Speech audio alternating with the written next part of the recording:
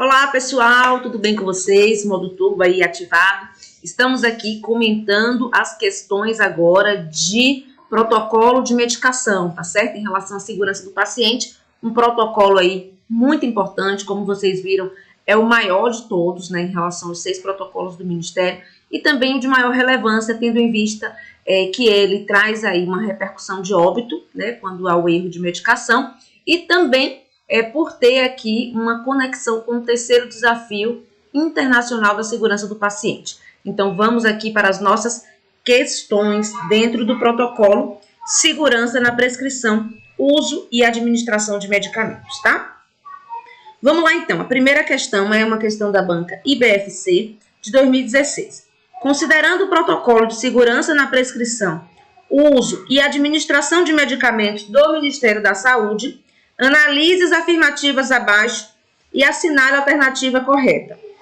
Item 1.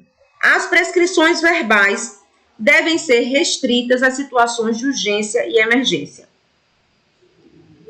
devendo ser imediatamente escritas no formulário da prescrição após a administração do medicamento. Exatamente. As prescrições verbais, elas devem aqui ser restritas à situação de urgência e emergência. Verdadeiro, portanto, aqui o item 1.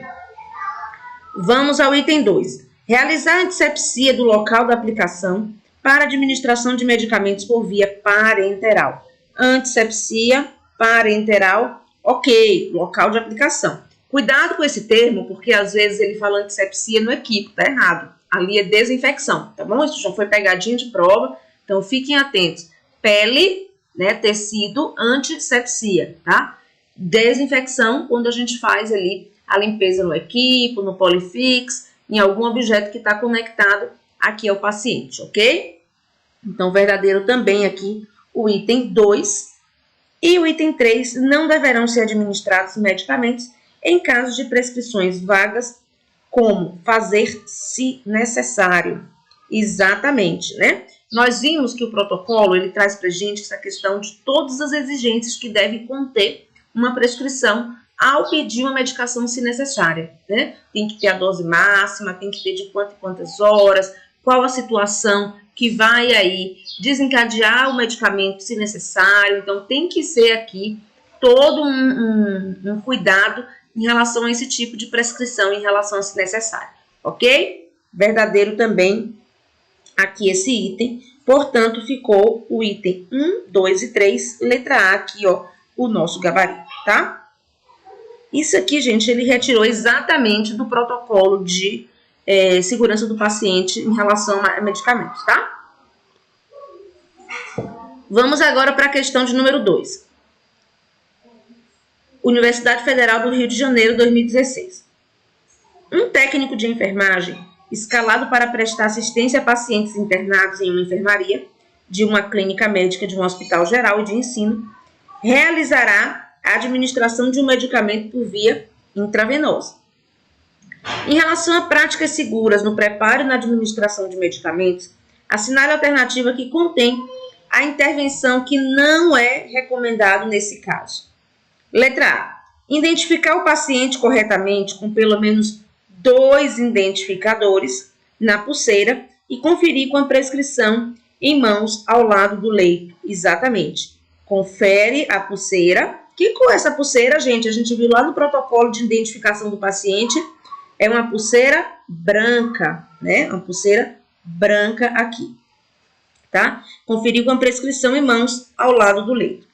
Nunca reencapar as agulhas após a utilização na administração de medicamentos. Descartar as agulhas usadas imediatamente em recipiente pérfuro cortante. Olha, a descrição não ficou boa, tá, gente? Mas ele considerou verdadeiro. Porque o recipiente, ele não é pérfuro cortante.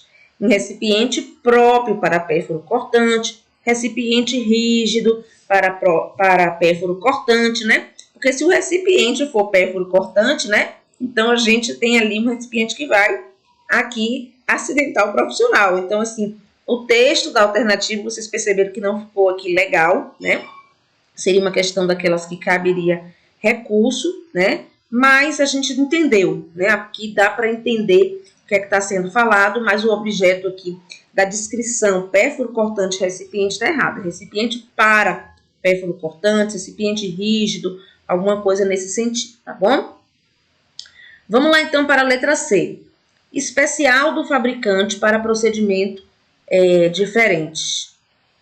Acho que cortei alguma coisa aqui nessa letra C, né? Letra D. Administrar os medicamentos considerando o horário da prescrição e conduzir os medicamentos prescritos em uma mesma bandeja para diferentes pacientes. Aqui está o erro de segurança, tá? Segurança do paciente, a gente vai fazer uma medicação para cada paciente. Então, primeiro eu vou para o quarto da Maria, eu levo os medicamentos da Maria. Vou para o quarto do João, levo apenas na bandeja o medicamento de João, tá? Essa é uma prática aqui insegura, você colocar vários medicamentos prescritos de vários pacientes na mesma bandeja, tá? É uma coisa comum que a gente faz? Sim, no estabelecimento de saúde é comum a pessoa fazer esse tipo de ação. Mas o objetivo aqui é justamente tirar aquilo que a gente faz na prática e que está contradizendo com o que está sendo recomendado aqui pra gente, tá bom? Então, aqui tá errado, é uma bandeja de cada vez. Informar o paciente o nome do medicamento a ser administrado, a indicação, o efeito esperado e as possíveis reações adversas e monitorar a resposta certa. Então, aqui os cuidados que a gente tem que ter em relação a informar o paciente, né, as informações aqui necessárias, tá? E monitorar a resposta certa no contexto de o que eu administrei foi um antipertensivo, vou voltar para ver a pressão. Foi aqui um hipoglicemiante, né? Vou precisar ver a glicemia nesse horário, né? Vou ver sinais e sintomas de hipoglicemia, se eu fiz, por exemplo, uma insulina, né? Então, aqui a gente tem que ter esses cuidados sim, tá? Vamos aqui na questão de número 3. Fundep 2018. De acordo com o protocolo de segurança na prescrição, uso e administração de medicamentos, os 9 certos não garantem que os erros de administração não ocorrerão, mas segui-los pode prevenir significativa parte desses eventos, melhorando a segurança e a qualidade da assistência prestada ao paciente durante o processo de administração de medicamentos. Fazem parte dos 9 certos na administração de medicamentos, exceto. Então, ele quer aqui o que está em desacerto aqui, né? Paciente certo, medicamento certo e ação certa, via certa, hora certa, forma certa. Esse está usando o do protocolo, tá, gente? O do protocolo que tem esse ação e forma, tá? Dose certa, registro certo, resposta certa. Razão, documentação e profissional hábil. Então, aqui, ó, a questão do profissional hábil não é aqui um certo da medicação, tá? E a questão da documentação é o registro, né, em relação aqui ao que foi feito. Poderia, sim, ser utilizado esse termo, porém, o profissional hábil não tem como utilizar aqui esse termo em relação a certo da medicação, tá? Vamos lá na questão de número 4. CESP-HUB 2018, tá? Em relação à segurança do paciente, durante a administração de medicamentos pela equipe de enfermagem, julgue o item a seguir. O paciente deve ser orientado e instruído sobre o medicamento que esteja recebendo, devendo a equipe de enfermagem garantir ao paciente ainda o direito de conhecer o aspecto, cor e formato desses medicamentos, a frequência de administração, bem como a sua indicação, tá? Então, aqui, quanto mais informado o paciente estiver, melhor vai ser para a nossa segurança do paciente aqui, porque ele vai saber identificar quando que aquele medicamento não está adequado. Por exemplo, o paciente que tem diabetes, né, ele deve ser instruído. Aqui, a medicação regular, ela é incolor, né, a insulina irregular, regular. A insulina NPH é turva, então se o profissional vai fazer uma medicação no paciente com diabetes, uma insulina aqui, que era para ser regular e ele está usando NPH, ele vai identificar, porque ele está aqui sabendo o que é que deve ser feito com ele, como que é essa medicação, e isso vai favorecer aqui a segurança desse paciente, tá? Então, envolver o paciente na sua segurança é uma das nossas ações aí dentro desses nossos protocolos, tá? Questão certinha aqui pra gente. Questão 5. Em relação à segurança do paciente durante a administração de medicamentos pela equipe de enfermagem, julgue o item a seguir. A equipe de enfermagem deve implementar a prática de verificação dos 7 certos na administração de medicamentos a fim de confirmar os seguintes aspectos: paciente certo, medicamento certo, via certa, hora certa, dose certa, documentação certa e razão. Olha, quando a gente está falando aqui do protocolo do Ministério da Saúde, ele vai citar esses 7 certos, exatamente como está aqui, mas no parágrafo abaixo ele vai dizer que literaturas recentes têm recomendado os 9 certos, tá? Então, não serão aqui 7 certos, mas sim aqui 9 certos, tá? Questão 6. E a banca CESP considerou errada, tá? É bom a gente saber disso aqui. Teve questão que cobrou esses 7 certos, aqui com base no protocolo do Ministério que estava lá no parágrafo específico, e considerou certa, tá? E essa aqui da nossa banca CESP considerou errado, considerou mesmo o que estava explicando abaixo, que seria adequado usar os 9 certos, tá bom? Questão 6. Mesmo enunciado, né? A antecipação ou o adiamento do horário predefinido para a administração de medicamentos somente poderá ocorrer se houver o consentimento do enfermeiro e do prescritor. Exatamente, tá? Antecipar ou adiar medicamento em caso do paciente descer para jejum ou para exame, paciente em jejum, paciente que vai fazer cirurgia. Então, esses tipos de antecipação, adiamento, ele tem que ter autorização do enfermeiro e do prescritor. Por isso aqui a questão vai estar certa, né? Essa questão é bem típica mesmo da banca CESP.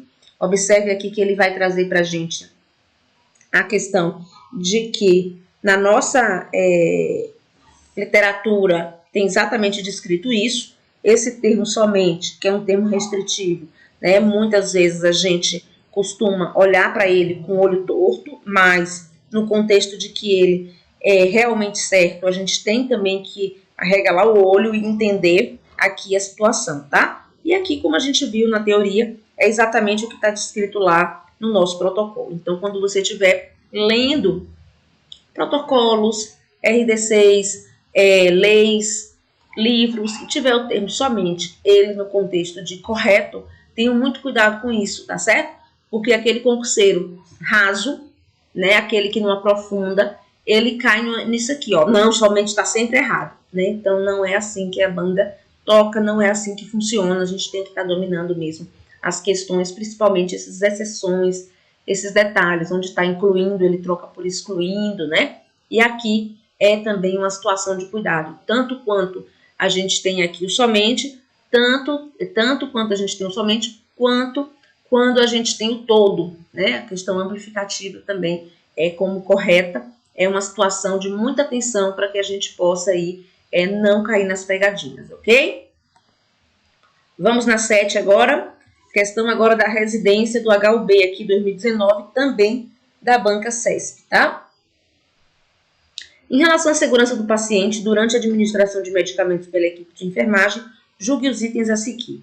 É permitida a administração de medicamento por ordem verbal em qualquer situação, desde que se utilize o método de dupla checagem para administração, com registro por escrito da ordem verbal.